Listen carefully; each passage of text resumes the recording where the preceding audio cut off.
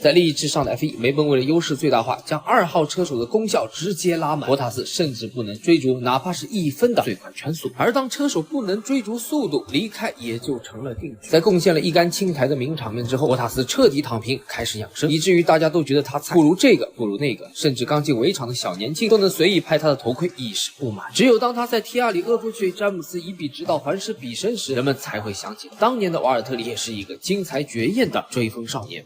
James, it's Valtteri. Huh? Well done.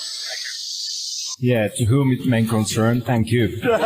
22赛季，博塔斯加盟阿尔法罗密欧，成为周冠宇的队友，亦师亦友的角色让他在中国收获了一大波粉丝。但谈起他的过往，还是有人哀其不幸，怒其不争。其实大可不必如此，因为在 F1 有太多的亡命之徒，他们作风强硬，性格偏执，他们的目标明确，雷厉风行，不惧怕挑战，更不畏惧死亡。面对困境，这些人通常会赌上一切，只为实现